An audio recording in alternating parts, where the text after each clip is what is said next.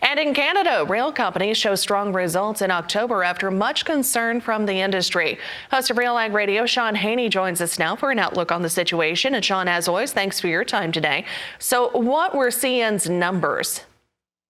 Hey, Jenna, great to be with you here this morning. Yeah, you're right. The industry has been talking a lot about early lack of performance from our two railways, CP and CN. In particular, CP off to a bit of a slow start in the grain shipping season. If you look at October, though, things have really changed, or turned around, I should say. I talked to David Shednovic from CN Rail last week on Real Ag Radio, and he said that the quote I remember is, "This railway is turning and burning." So in October, CN Rail moved 3.23 million metric tons across the prairies.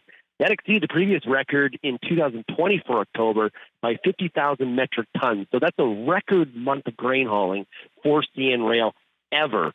Weekly reporting by the Ag Transport Coalition shows CN has been supplying between 86 and 93% of the cars ordered by grain companies during weeks 10 through 12. So we'll see if CN is able to keep up this performance through November as the snow starts to fly. Now, how did CP Rail perform in comparison?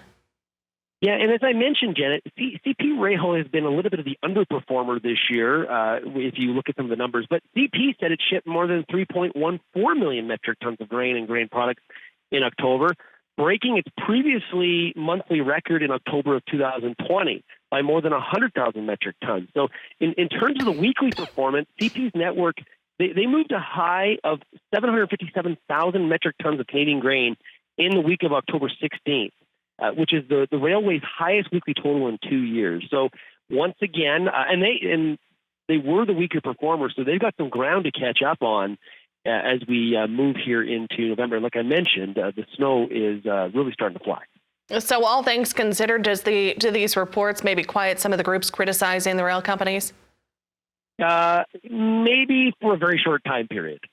There has been in the last week of October, there was an indication of a little bit of some setbacks on some of the efficiency and the productivity.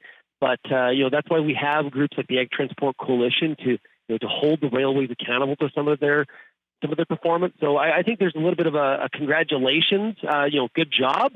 But that doesn't mean that you can rest on your laurels. You got to keep performing because there is a relatively average crop out there across Western Canada, and there's some grain to get to port. So we're just getting into that cold weather, which tends to really kind of provide some setbacks and adversity for the railway.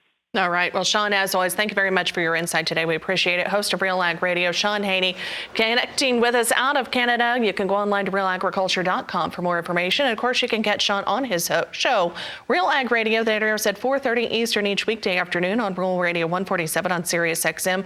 We'll chat with him here on the Market Day Report again tomorrow morning.